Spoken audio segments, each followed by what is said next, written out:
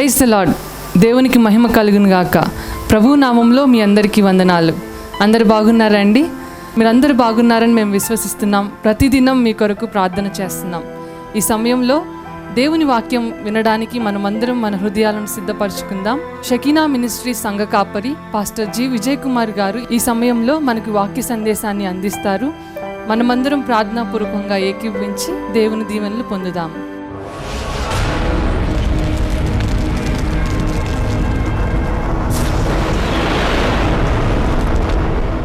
ఆదికాండము 28వ అధ్యాయంలో 10వ వచనంలో, యాకోబు బెయేర్షెబా నుండి బయలుదేరి హారాను వైపు వెలుచు ఒక చోట చేరి ప్రొద్దుగురింకినందున అక్కడ ఆ రాత్రి నిలిచిపోయి ఆ చోటి రాళ్లలో ఒకటి తీసుకొని తనకు తలగడగా చేసుకొని అక్కడ పండుకొనెను. అప్పుడు అతడు ఒక కల కనెను. అందులో ఒక నిచ్చెన భూమి మీద నిలుపబడి ఉండెను. దాని కొన ఆకాశమున అంటెను.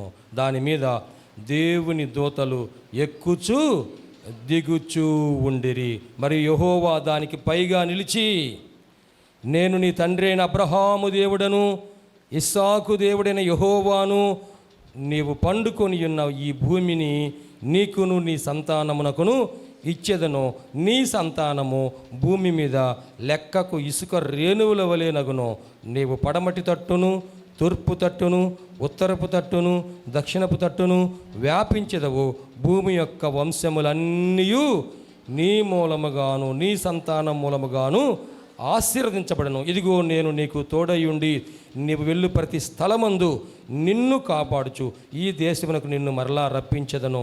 నేను నీతో చెప్పినది నెరవేర్చే వరకు నిన్ను విడువునని చెప్పగా, యాకోబు నిద్ర తెలిసి నిశ్చయముగా యెహోవా ఈ స్థలం ముందున్నాడు, అది నాకు తెలియకపోయిననుకొని భయపడి, ఈ స్థలం ఎంతో భయంకరమో, ఇది దేవుని మందిరమే కానీ వేరొకటి కాదు, పరలోకపు గవిని ఇదే అనుకును. తెల్లవారినప్పుడు యాకోబు లేచి తాను తలగడగా చేసుకున్న ఆ రాయి తీసి దానిని స్తంభముగా నిలిపి దాని కొన మీద నూనె పోసెను. మరియు అతడు ఆ స్థలమునకు బేతేలను పేరు పెట్టెను. గట్టిగా చప్పట్లు కొడుతూ దేవునికి మహిమ చెల్లిద్దామా. హల్లెలూయా, హల్లెలూయా. ప్రేమైన దేవుని బిడ్డలారా, యాకోబు గురించిన విషయం మనందరికీ తెలుసు. అతడు బయలుదేరి బెయేర్షెబా నుండి బయలుదేరి హారాను వైపు వెళ్ళాను. బెయేర్షెబా నుండి హారాను వైపు. అక్కడ హారానులో ఎవరున్నారంట? వారి మేనమామ గారైన, ఏం పేరండి? యాకోబు యొక్క మేనమామ గారి పేరు ఏం పేరు? యాకోబు మేనమామ గారి పేరు లాబాలా లాబానా? లాభాలు చూసుకునేవాడు లాబాను, లాభాలు చూసుకునేవాడు లాబాను. ఆయన దగ్గరికి వెళ్ళాలని బయలుదేరి వెళ్తున్నాడు. వెళ్ళాడు. ఎందుకంటే వెనక చూసుకుంటూ వెళ్తున్నాడు. ఎందుకంటే అన్న వస్తాడేమో, అన్న తరుముతాడేమో, అన్న పట్టుకుంటాడేమో, అన్న చంపుతాడేమో భయముతో వెళ్తున్నాడు. ఈ భయముతో బాధలో పారిపోతూ ఎంతవరకు వెళ్ళగలిగాడంటే చీకటి పడి దారి కనబడనంత వరకు వెళ్ళిపోయాడు. ఇంకా ఆ రోజుల్లో వాహనాలు లేవు, లైట్లు లేవు, ఏమి లేవు కాబట్టి చీకటి పడిపోగానే అక్కడ ఆగిపోయాడు. ఇంకా చీకట్లో ఎట్టిపోతాం అర్థం కాదు. ఇగో దారిలో వెళ్ళాలంటే చీకట్లో క్రూర మృగాలు రావచ్చు కదండి. చీకట్లో ఏమైద్దో, ఇక్కడ ఆగిపోదాము. అది ఏమైనా ఊరా వాడా? అది ఒక ఊరు కాదు, వాడ కాదు, అది ఒక సత్రం కాదు, ఒక ఇల్లు లేదు, ఏమీ లేవు. ఆ అడవిలో ఒంటరిగా ఆగిపోయాడు. అక్కడ అలసిపోయాడు. ఒక పక్కనేమో మనసులోనేమో భయం, మా అన్న తనతో పాటు ఇంకా ఎవరన్నా ఎంట పెట్టుకొని నా మీదకు వస్తాడేమో, ఈ రాత్రి గడిస్తే చాలు, రేపు పొద్దునకి మా మేనమామ గారింటికి వెళ్తే ఒకవేళ మా అన్న వచ్చినా సరే మా మేనమామ కొంచెం ఆపడానికి అవకాశం ఉంది. ఇక్కడ నాకు సహాయం చేసేవారు ఎవరు లేరు, నాకు సహాయం చేసేవారు ఎవరు లేరు కదండి. హాస్పిటల్లో అడ్మిట్ అయినప్పుడు అనుకుంటాం ఇక్కడ మనకు సహాయం చేసేవారు ఎవరు లేరు, దేవుడే మనకు సహాయం చేయాలి. ఈ రోజున పోలీస్ స్టేషన్కి వెళ్తే అక్కడ నుంచి బయట రావడానికి చాలా కష్టం. అక్కడ కూడా అనుకుంటారు ఇక్కడ మనకు సహాయం చేసేవారు ఎవరు లేరు. ఎందుకంటే ఎమ్మెల్యే గారు సహాయం చేసినా, లేకపోతే ఇంకొక మినిస్టర్ గారు రికమెండ్ చేసినా, ఇంకొకరు చేసినా సరే ఈ కేసు నుంచి బయట రావడము సాధ్యం కాదు. కోర్టులోకి వెళ్తే మనకు సహాయం చేసింది ఎవరు? దేవుడే మన, ఎందుకంటే అది 3 రోజుల పండగ కాదు, ఏది కోర్టులోకి వెళ్ళే విషయం. అది ఎన్ని రోజులు ఉండిద్ది? అది మన తెలుగు సీరియల్ కంటే పెద్దది. దేవునికి స్తోత్రం అండి. అంటే ఎన్ని ఎపిసోడ్లు ఉండదో చెప్పలేము కదా, ఎన్ని ఎపిసోడ్లు ఉండదో చెప్పలేము. ఇక్కడ ఎవరు సహాయం చేయగలుగుతారు మనకి అంటే దేవుడే మనకు సహాయం చేయాలి. ప్రభువా, ఈ రాత్రి నా ప్రాణం కాపాడయ్యా. యాకోబుకి ఇప్పుడు భయం ఎక్కువైపోయింది. ఆ రాత్రి అలసిపోయాడు, ప్రార్థన చేస్తున్నాడు, తెలియకుండానే నిద్ర వచ్చేస్తాడు. ఆయనకి అలవాటు ఏంటంటే తల కింద దిండు పెట్టుకొని పనుకోవడం అలవాటు. యాకోబుకి అలవాటు అంటే తల కింద దిండు పెట్టి, నేను కూడా దిండు పెట్టుకొని పనుకుంటానన్న వాళ్ళు స్తోత్రం చెప్పండి. నేను కూడా దిండు పెట్టుకుంటున్నాను, నేను చేయెత్తాను. దిండు లేకపోతే నాకు నిద్ర రాదన్న వాళ్ళు స్తోత్రం చెప్పండి. ఏంది సగం దిండు పెట్టే మీకు సగం దిండేనా? నాకు అర్థం. చేతులు స్ట్రైట్గా పైకి లేకుండా ఎఫ్రెష్ తాగితే బాగా గట్టిగా పైకి లేపుతారు. శక్తి, బాడీ, ఎనర్జీ చూపించాలి. మీ ఎనర్జీ చూపించండి. దేవునికి స్తోత్రం, హల్లెలూయా. తల కింద దిండు పెట్టుకుందాం అనుకుంటే దిండు దొరకలా. అక్కడ ఏం కనపడింది? ఒక రాయి కనపడింది. దేవునికి మహిమ కలుగునుగాక. ఆ రాయి తీసుకొని తల కింద పెట్టుకున్నాడు. ఇప్పుడు తలకు ఆధారం ఎవరంటండి? దిండు కాదు కానీ ఈ రాయి మాత్రమే ఆధారం. ఇప్పుడు ఆయన ఆ ఆధారం పెట్టుకోగానే ప్రశాంతంగా నిద్ర పట్టింది. దేవునికి స్తోత్రం. ఈరోజు చాలామంది నిద్ర పట్టక బాధపడేవారు ఉన్నారు. ఒక దిండు కాదు, 2 దిండులు పెట్టినా కానీ నిద్ర రావట్లేదు. ఒక పరుపు కాదు, మంచి పరుపులు, ఆ పరుపు ఖరీదే 25,000 రూపాయలు పెట్టినా కానీ, మంచం ఖరీదు 1,00,000 రూపాయలైనా కానీ దాని మీద నిద్ర రావట్లేదు. నిద్ర రాకపోవటం వలన చాలామంది బాధపడుతున్నారు. ఏమిటి కారణం అంటే నిద్ర పట్టడం లేదు. దీనికి ఏంది మందు? నిద్ర పట్టడం లేదు. ఏం చేయాలి? డాక్టర్ గారి దగ్గరికి వెళ్తే ఈ నిద్ర మాత్ర వేసుకోమని ఒక తల్లి అంటుంది. ఈ నిద్ర మాత్ర ఇచ్చాడు, చిన్న మాత్ర, చిన్న ట్యాబ్లెట్. ఈ నిద్ర మాత్ర వేసుకున్నాగా నిద్ర రాలేదు. డాక్టర్ గారు ఏమన్నాడు? ఈ ట్యాబ్లెట్ వేసుకుంటే నిద్ర వస్తుంది అన్నాడు. కానీ ఈ ట్యాబ్లెట్ మింగినా కానీ నిద్ర రావడం లేదు. అప్పుడు డాక్టర్ గారు చెప్పారు, మీకు టెన్షన్స్ ఉన్నాయి అనుకుంటా, మనసులో టెన్షన్స్ ఉన్నాయి, మీకు మనసులో భయం ఉంది. ఇప్పుడు యాకోబుకి టెన్షన్ ఉన్నాయా లేవా? యాకోబుకి టెన్షన్ ఉందా లేదండి? ఉంది. యాకోబు భయం ఉందా లేదా? ఉంది. అయినా సరే ఆధారము ఆ రాయి, ఈ రాయి, ఈ బండ మన ప్రభు అయిన యేసుక్రీస్తు వారు. దేవునికి మహిమ కలుగునుగాక. ఎన్ని భయములు కలిగినా, ఎన్ని బాధలు కలిగినా, ఎన్ని సమస్యలున్నా, ఎంత కన్నీరున్నా సరే ఈ ఆధారము మన తల కింద, ఈ ఆధారం ఉంటే సుఖమై నిద్రపోతాం. దేవునికి స్తోత్రం, హల్లెలూయా. ఇప్పుడు ఈ రాయి తల కింద పెట్టుకొని ఆయన పడుకొని నిద్రపోతుంటారంట. ఒక కళ వచ్చింది. ఈ కళ అందరికి తెలుసు కదా. ఆ కళలో ఒక పెద్ద నిచ్చెన కనపడతా ఉంది.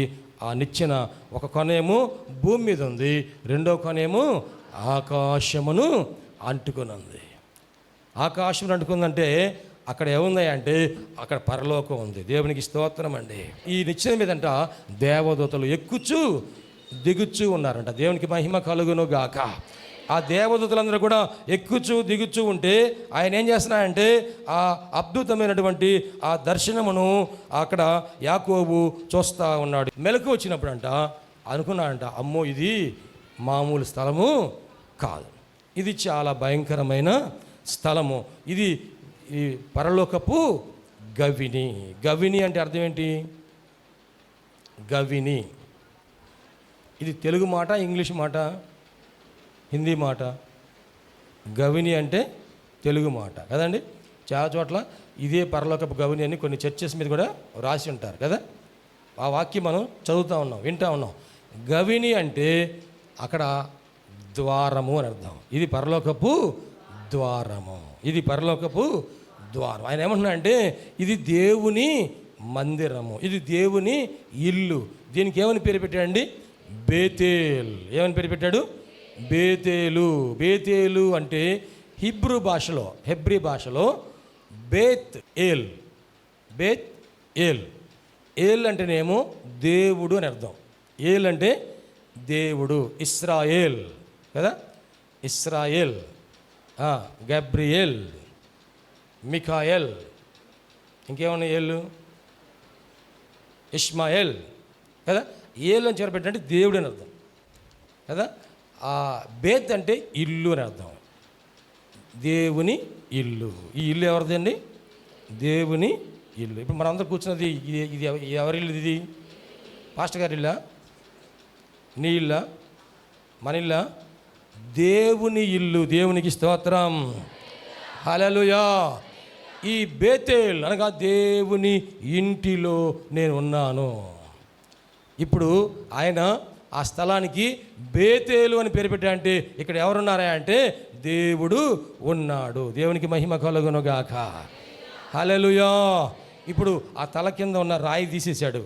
ఇప్పుడు దాకా ఆధారంగా ఉన్న ఆ రాయిని తీసి ఆ రాయిని నిలబెట్టి దాని మీద తైలము పోసి ఆయన దానిని అభిషేకించి ఇది బేతేలు. దేవునికి మహిమ కలుగునుగాక. హల్లెలూయా. మనం ఉన్నటువంటి ఈ మందిరంలో ఈ మందిరం కట్టుకోవడానికి ఒక రోజున మనం అందరూ కూడాను ఈ పని చేసాం. ఏం చేసాము? మనము ఆ రాయిని ఒక దాన్ని తీసుకొచ్చి అక్కడ ఇటుక రాయిని నిలబెట్టి దాని మీద నూనె, అభిషేకించబడిన నూనె పోసి ఈ స్థలంలో ఈ మందిర నిర్మాణం కోసం శంకుస్థాపన కార్యక్రమం చేశాము. దేవుని కృపలన బలమైన పునాదులతో ఈ మొదటి స్లాబ్ దేవుడు ఏర్పాటు చేశాడు. దేవునికి మహిమ కలుగునుగాక. ఈ రోజున సెకండ్ ఫేజ్ స్టార్ట్ అయింది. ఈ రోజున రెండవ కార్యక్రమం మరలా మనం ప్రారంభించాం. ఏంటంటే మొదటి స్లాబ్ పైన మరలా ఇటుకరాయి పెట్టి నూనె పోసి సిమెంట్ వేసి నూతనంగా ఆ మిగిలిన కార్యక్రమం మనం ప్రారంభించుకోవడానికి ప్రభు కృప ఇచ్చినందుకు గట్టిగా చప్పట్లు కొడుతూ దేవునికి మహిమ మహిమ మహిమ మహిమ. Glory to God. దేవునికి మహిమ కలుగును గాక. భూమికి పునాది వేసిన దేవుడు ఇదిగో ఈ మందిరానికి పునాది వేశాడు. ఈ మందిరానికి పునాది వేసిన దేవుడు ఈ సంఘానికి పునాది వేశాడు. ఈ సంఘానికి పునాది వేసిన దేవుడు నీ ఆత్మీయ జీవితానికి పునాది వేశాడు. దేవునికి స్తోత్రం. ఆ బండ ప్రభువైన యేసుక్రీస్తు వారి, ఆ యాకోబు తలగడ రాయిగా చేసుకున్నటువంటి ఆ రాయి మన ప్రభువైన యేసుక్రీస్తు వారే. ప్రభునందు ప్రేమైన దేవుని బిడ్డలారా, ఆయన ఇదిగో ఈ పరలోకపు గవిని, ఈ పరలోకపు ద్వారము యేసుక్రీస్తు వారై ఉన్నారు. అందుకని ఆయన అంటున్నాడు, ప్రయాసపడి భారం మోసుకొంచున్న సమస్త జనులారా. ఈ వాక్యం నేను చెబుతాను, రెఫరెన్స్ మీరు చెప్పండి. ప్రయాసపడి భారం మోసుకొంచున్న సమస్త జనులారా, ప్రయాసపడి భారం మోసుకొంచున్న సమస్త జనులారా, నా యొద్దకు రండి, నేను మీకు విశ్రాంతిని కలుగజేస్తాను, నిత్య విశ్రాంతిలోనికి మిమ్మల్ని నేను నడిపిస్తాను. దేవునికి స్తోత్రం. ఆ పరలోక ద్వారమును నేనే, పరలోకపు ద్వారమును నేనే. ఈ బేతేలు ఇది పరలోకపు ద్వారము, ఇది దేవుని మందిరము, ఇది దేవుని ఇల్లు. ఇక్కడ యాకోబు ఆ రాయిని నిలబెట్టి అక్కడ ప్రార్థన చేశాడు. అక్కడ దేవుడు మాట్లాడుతూ ఉన్నాడు, యాకోబా, ఇదిగో అబ్రహాము దేవుడను ఇస్సాకు దేవుడని యెహోవాను నేనే. నీవు పండుకొని ఉన్న ఈ భూమిని నీకును నీ సంతానమునకును నేను ఇచ్చేదను. దేవునికి స్తోత్రం. హల్లెలూయా. ఇదే వాగ్దానము దేవుడు మనందరికీ దయచేస్తున్నారు. ఇప్పుడు మీరు కూర్చున్నటువంటి ఈ స్థలములో మీరు, మీ పిల్లలు, మీ కుమారులు, మీ కుమార్తెలు, మీ మనవళ్ళు, మీ ముది మనవళ్ళు, అన్ని సంతానం అందరూ కూడా ఈ స్థలములో కూర్చుందురుగాక. తరతరములు ఈ స్థలములో నీ బిడ్డలందరూ రక్షణ పొంది ఆనందముతో గంతులు వేయుదురుగాక. తరతరములు ఈ మందిరములోని మేలు చేత తృప్తిపరచబడుదురుగాక. యాకోబు, ఇదిగో నీవు ఉన్నటువంటి ఈ స్థలము చూడండి, అక్కడ దేవుడు ఎంత గొప్ప వాగ్దానం చేశాడండి. ఆ వాగ్దానములో ఆయన నీ సంతానం భూమి మీద లెక్కకు ఇసుక రేణువుల వలెగును, నీవు పడమటి తట్టును, తూర్పు తట్టును, ఉత్తరపు తట్టును, దక్షిణ తట్టును వ్యాపించదు. భూమి యొక్క వంశములన్నీ నీ మూలముగాను నీ సంతాన మూలముగాను ఆశీర్వదించబడను. ఇదిగో నేను నీకు తోడయ్యుండి నీవు వెళ్ళు ప్రతి స్థలమందు నిన్ను కాపాడుచు ఈ దేశమునకు నిన్ను మరలా రప్పించదను. నేను నీతో చెప్పినది నెరవేర్చు వరకు నిన్ను విడువను. దేవునికి స్తోత్రం. నేను నీతో చెప్పినది నెరవేర్చు వరకు నేను నిన్ను విడువను. దేవునికి మహిమ కలుగును గాక. హల్లెలూయా.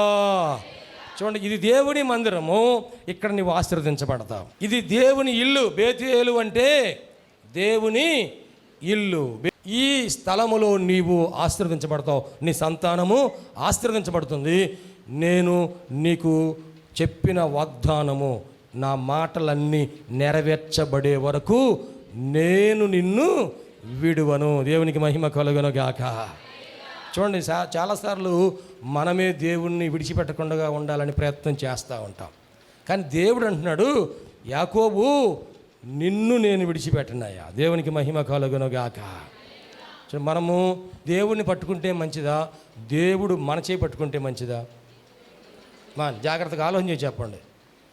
దేవుడు నీ చేయి పట్టుకుంటే మంచిదా, నువ్వు దేవుని చేయి పట్టుకుంటే మంచిదా? దేవుడు నా చేయి పట్టుకుంటే నాకు మంచిది. తండ్రి చిన్నపిల్లవాడిని తీసుకెళ్ళేటప్పుడు చిన్నపిల్లవాడిని అంటున్నాడంట, అరే నా ఏళ్ళు పట్టుకోరా నువ్వు అంటున్నాడు. తండ్రి ఏమంటున్నాడు, నా ఏళ్ళు పట్టుకోరా అంటే ఆ పిల్లవాడు ఏం చేశాడు, ఏళ్ళు పట్టుకొని వెళ్తున్నాడు. తండ్రి ఏళ్ళు పట్టుకొని వెళ్తున్నాడు. చేయి మొత్తం పట్టుకోలేకపోతున్నాడు, చిన్న చేయి కదా. పిల్లవాడిదేమో చిన్న చేయి, తండ్రిదేమో పెద్ద చేయి. అందుకని చేయి పట్టుకోలేదు కాబట్టి ఏళ్ళు పట్టుకోరా అంటే ఏళ్ళు పట్టుకొని వెళ్తుంటే ఆ పక్కనే రంగురంగుల బెలూన్ కనపడగానే ఈ పిల్లవాడు ఏం చేశాడు, ఎంత ఎక్స్పీరియన్స్ మీకు కదండి. ఆ ఏలు విడిచిపెట్టేసి ఆ రంగులు ఉన్నటువంటి ఆ బెలూన్లు వైపు చూస్తా అడ్డుపోయాడు. ఇప్పుడు తండ్రి అంటే అడ్డుపోతాను ఇట్రా పట్టుకొని ఏలు పట్టుకో. ఒక్కోసారి మనం లోకం వైపు చూస్తా, లోకంలోకి వెళ్తూ ఉంటే దేవుడు గద్దిస్తూ ఉంటాడు. జాగ్రత్త, దేవునికి స్తోత్రం అండి. అప్పుడు ఏం చేయాలి మనం, ఈ రంగులు ఉట్టి రంగులమయం, ఇది నాకొద్దు, నా తండ్రి నాకు కావాలని దేవుని దగ్గరికి రావాలి. ఈసారి మరలా ఏలు విడిచిపెట్టాడు అనుకో, అప్పుడు ఆయన ఏం చేస్తాడంటే ఆయన ఏలు పట్టుకోమన్నారు, నీ చేయి పట్టుకుంటాడు గట్టిగా. అప్పుడు చచ్చినట్టుగా ఆయన మా వెనకాలే నడవాలి. దేవునికి మహిమ కలుగును గాక. మనం దేవుని సన్నిధిలో యాకోబు అటువంటి గొప్ప ఆశీర్వాదం పొందాడండి. యాకోబు కుటుంబం అటువంటి గొప్ప దీవెని పొందింది. యాకోబు సంతానం 12 గోత్రాల వారందరూ కూడా ఆశీర్వదించబడ్డారు. దేవునికి మహిమ కలుగును గాక. అబ్రహామును బట్టి ఇస్సాకును దేవుడు దీవించాడు, ఇస్సాకును బట్టి యాకోబును ఆశీర్వదించాడు, యాకోబును బట్టి 12 గోత్రాల వారిని దేవుడు దీవించాడు. ఈ స్థలము బేతేలు, ఇది దేవుని మందిరం. గమనించండి, ఇశ్రాయేలీయులు దాహము ఉన్నప్పుడు ఆ బండలో నుంచి దేవుడు నీళ్లు వారికి రప్పించాడు. బండలో నుంచి ఏమొచ్చినాయండి, నీళ్లు వచ్చినాయి. ఇప్పుడు ఆ బండలో ఉన్న నీళ్లు తాగి వారు దప్పిక తీర్చబడి ఆదరించబడ్డారు, బలపరచబడ్డారు. అలాగని గిద్యోని గురించి మనం చదువుకున్నాం. గిద్యోనికి అవిశ్వాసాన్ని తొలగించి గిద్యోన్ని బలపరచడానికి ఆ బండలో నుండి దేవుడు ఏం రప్పించాడండి, అగ్ని రప్పించాడు. బండలో నుండి అగ్ని రప్పించాడు. ఆ అగ్ని చేత ఆ అర్పణలన్నిటినీ దహించి వేశాడు. ఇప్పుడు ఆ బండ యాకోబునకు ఒక ఆదరణకరమైన బండగా మార్చబడింది. ఇప్పుడు ఆ బండ లాంటి మనలందరినీ కూడాను దేవుడు ఏం చేశాడంటే మనలందరినీ కూడాను ఆయన ఏం చేశాడంటే ఇదిగో పడుకోబెట్టబడినటువంటి స్థితిలో నుంచి నిలబెట్టాడు. దేవునికి స్తోత్రం అండి. నిలబెట్టిన స్థితిలో నుంచి ఆయన తైలమును పోసాడు, అభిషేకించాడు. మనల్ని ఏం చేశాడండి, ఎక్కడో లోకంలో పడిపోయిన మనందరినీ తీసుకొచ్చి మందిరంలో నిలబెట్టాడు. పేతురు గారు రాసిన పత్రికలో చూడండి దయచేసి. పేతురు గారు రాసిన మొదటి పత్రిక 2వ అధ్యాయము 4వ వచనం చూడండి. 4వ వచనం నుండి, మనుషుల చేత విసర్జింపబడినను, మనుషుల చేత విసర్జింపబడినను దేవుని దృష్టికి ఏర్పరచబడినది అమూల్యమును సజీవమునైన రాయియగు ప్రభువునద్దకు వచ్చిన వారై యేసుక్రీస్తు ద్వారా దేవునికి అనుకూలములగు ఆత్మ సంబంధమైన బలులు అర్పించుటకు పరిశుద్ధ యాజకులుగా ఉండునట్లు మీరును సజీవమైన రాళ్ల వలె ఉండి ఆత్మ సంబంధమైన మందిరముగా కట్టబడుచున్నారు. ఎలయనగా ఇదిగో నేను ముఖ్యమును ఏర్పరచబడినది అమూల్యమును అగు మూలరాతిని సియోనులో స్థాపించుచున్నాను. ఆయన యందు విశ్వాసముంచువాడు ఏమాత్రమును సిగ్గుపడడు అను మాట లేఖనమందు వ్రాయబడి ఉన్నది. విశ్వసించుచున్న మీకు ఆయన అమూల్యమైన వాడు. విశ్వసింపని వారికైతే ఇల్లు కట్టువారు ఏ రాతిని నిషేధించిరో అది మూలకు తలరాయి ఆయను, మరియు అది అడ్డురాయియు అడ్డుబండయు ఆయను. గమనించండి, మనము ఒకప్పుడు నిర్జీవమైన రాళ్ల వలె ఉన్న మనలను ప్రభువు వద్దకు తీసుకొచ్చి సజీవమైన రాళ్లగా, ఆత్మ సంబంధమైన మందిరముగా దేవుడు మనలను కట్టుతున్నాడు. దేవునికి స్తోత్రం అండి. ఒకప్పుడు అరణ్యంలో పడిపోయిన రాయి, ఎందుకు పనికిరాని రాయి, ఇది లోకంలో ఉన్న అనేక రాళ్లలో ఒక రాయి వంటిది అనుకున్నటువంటి ఈ రాయిని ఆయన ఈ బేతేల్లో నిలబెట్టాడు. దేవునికి స్తోత్రం అండి. ఈ మందిరంలో నిన్ను నిలబెట్టాడు. దేవునికి స్తోత్రం. నీవు లోకంలో పడిపోయి ఉన్న స్థితిలో నుంచి ఈ రాయి తీసుకొచ్చి ఈ మందిరంలో దాన్ని నిలబెట్టాడు. నిలబెట్టడమే కాదు కానీ నిన్ను పరిశుద్ధపరిచాడు. తైలం పోయాలంటే ముందు ఆ రాయిని ఏం చేయాలంటండి, శుభ్రంగా కడగాలి. దేవునికి స్తోత్రం. ఆ మట్టి, రాయి మీద మట్టి ఉండదా ఉండదా ఏమండి, రాయి మీద మలినం ఉంటుందా ఉండదా? ఆ రాయిని ఏం చేయాలి, శుభ్రంగా కడగాలి. లోకంలో అయితే చాలామంది ఈ రాళ్ళను నిలబెట్టి దాని మీద నీళ్లతో కడగటం కాదు, దేంతో కడుగుతున్నారు, పాలతో కడుగుతున్నారు. సంఘం డైరీ పాలతో కడుగుతున్నారు. ఏమండి, పాలతో కడిగినా దేంతో కడిగినా కానీ ఇదిగో మురికిపోవాలంటే దేవుని వాక్యం అనే నీళ్లతో కడగాలి. దేవునికి స్తోత్రం. ఆ నీళ్లతో కడిగినప్పుడు ఆ రాయి శుభ్రం అయిపోయింది. ఇప్పుడు ఆ రాయిని శుభ్రం చేసిన తర్వాత దాని మీద ఏం చేస్తున్నాడంటే ఆయన నూనె పోస్తున్నాడు. దేవునికి మహిమ కలుగును గాక. యాకోబు ఇంట్లో నుంచి ఆ సూట్ కేసు సర్దుకొని బయలుదేరాడా, హడావుడిగా బయలుదేరాడా? తనుకుంటే ఆ ఇల్లాలు కనుక బయలుదేరి చూడు, జడేసుకోకుండా, ముడేసుకోకుండా, మంచి చీర కట్టుకోకుండా, పౌడర్ పూసుకోకుండా, ఆ చేతులకు అందిన డబ్బులు తీసుకొని పరారైపోతాం చూడు, అలాగున బయలుదేరాడు. ఎవరు? యాకోబు. అంత హడావుల్లో వెళ్ళినా కానీ ఆయన ఏం మర్చిపోలేదంటే నూనె సీసా మాత్రం మర్చిపోవాలి. దేవునికి మహిమ కలుగును గాక. తైలమును ఎంట పెట్టుకొని పోయాడంట. ఇప్పుడు ఈ రాయి మీద ఏం పోస్తున్నాడండి? తైలం పోస్తున్నాడు. దేవునికి మహిమ కలుగును గాక. మనం ఎక్కడున్నా సరే మనతో పాటు ఏముండాలి? నూనె ఉండాలి. దేవునికి మహిమ కలుగును గాక.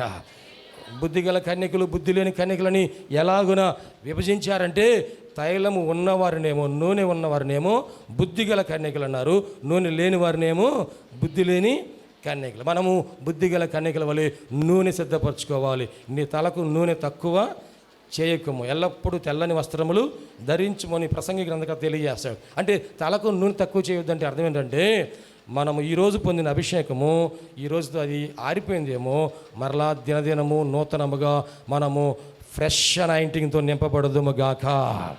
ప్రతిరోజు నూతన తైలం. ఏమండి, తలకు నూనె పెట్టాము ఈరోజు, మరి రేపు ఉండిద్దా, ఎల్లుండి ఉండిద్దా? ఉండదు కదా. ఆ నూనె పెట్టాం కానీ నూనె ఆరిపోతుంది. అలాగనే మనము దేవుని ఆత్మతో అభిషేకించబడాలి. దినదినము నూతనముగా అభిషేకించబడాలి. ఆ అభిషేకంతో మనం ముందుకు కొనసాగుతున్నప్పుడు దేవుని అద్భుత కార్యాలు మన జీవితంలో మనం అనుభవించగలం. ఆ అభిషేకంతో ఆ అడవిలోకి వెళ్ళాడు దావీదు. గొర్రెల మంద మీదకి ఒక ఎలుగుబంటి వచ్చింది. ఆ నూనె ఉన్నది కనుక, అభిషేకం ఉన్నది కనుక ఎలుగుబంటిని ఏం చేసి అంటండి, ఒక మేక పిల్లని చీల్చేసినట్టుగా చీల్చేశాడు. దేవునికి మహిమ కలుగును గాక. మనం కూడాను ఆ సింహాన్ని చీల్చివేసినట్టుగా, గొలియాతుని జయించినట్టుగా ఆ అభిషేకంతో నింపని మనము దేవుని కొరకు గొప్ప కార్యాలు చేయుదముగాక. ఇది బేతేలు, ఇది దేవుని మందిరం. ప్రేమ దేవుని బిడ్డలారా, మనం కూడాను ఈ మందిరం చేర్చబడినందుకు దేవునికి మహిమ కలుగునుగాక. ఈ మందిరములో మనం ఎదుగుదుముగాక. ఈ మందిరములో మనం వర్ధిల్లుదుముగాక. దేవుడి మాటలు మన వినికిడిలో దీవించునుగాక. ఆమేన్.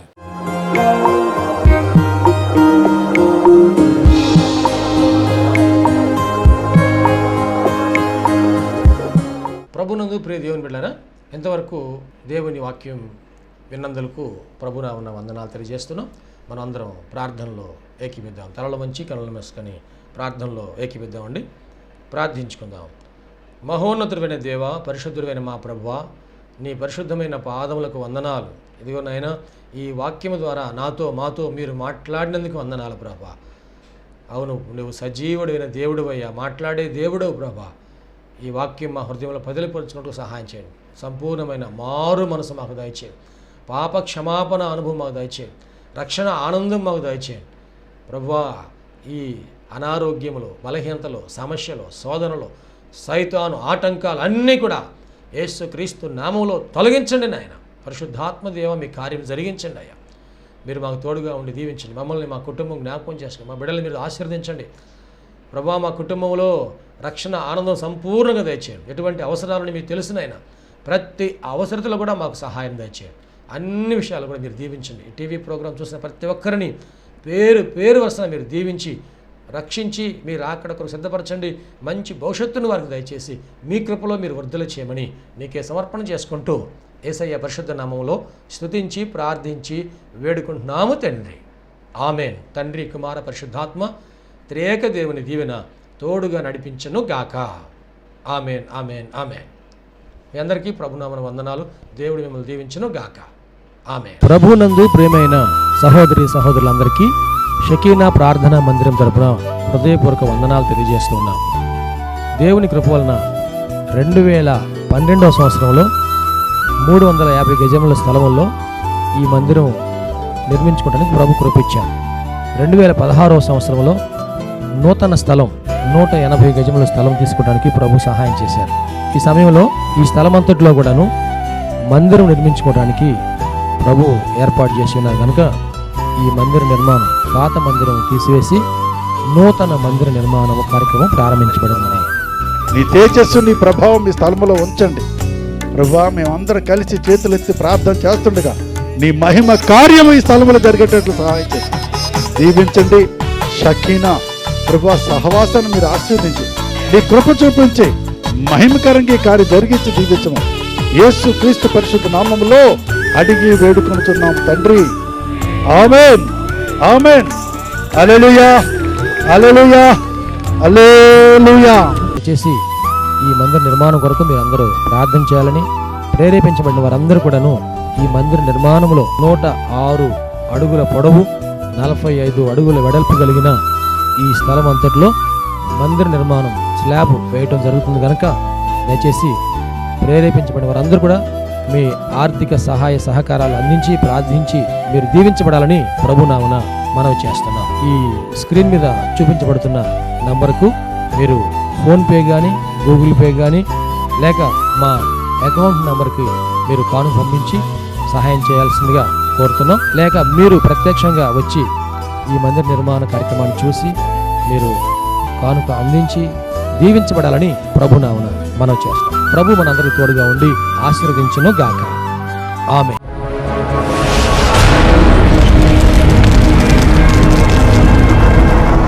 ప్రభునందు ప్రియమైన సహోదరి సహోదరులారా, షకీనా ప్రార్థనా మందిరము దేవుని కృప వలన 2012వ సంవత్సరము మే నెల 1వ తారీఖున ప్రతిష్ఠ చేయబడి దేవుని పరిచర్లో అనేక మందికి దీవెనకరంగా ఉండడానికి ప్రభు కృప ఇచ్చున్నారు. దేవుడు ఆ మందిరము నిండిపోనట్లుగా అనేక మందిని ప్రభు నడిపించున్నారు. మందిరము సరిపోకపోవడం వలన మందిరం ప్రక్కనే ఉన్న ఖాళీ స్థలము కొనడం జరిగింది. 180 గజాల ఈ స్థలము తీసుకోవడానికి ప్రభు కృప అనుగ్రహించి ఆశీర్వదించారు.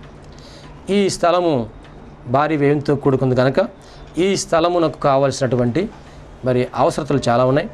దయచేసి ప్రభు మీ హృదయంలో ప్రేరేపించిన ప్రకారముగా మీరు మీ కానుకలు అర్పణలు మీ ఆర్థిక సహాయ సహకారాలు అందించి ఈ పరిచర్లో మీరు పాలుపంపులు కలిగి దేవుని యొక్క దీవెన పొందవలసిందిగా ప్రభునామన మనవి చేస్తూ ఉన్నాం.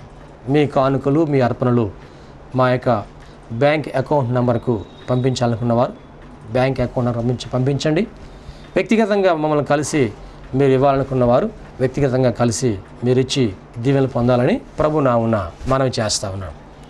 ఈ దేవుని కార్యంలో మీరు పాలు పంపులు కలిగి ఉండడానికి ఇష్టపడుతున్నందుకు ప్రభునామన వందనాలు తెలియజేస్తూ దేవుడు మిమ్మల్ని అందరినీ ఆశీర్వదించును గాక. అందరికీ వందనాలండి.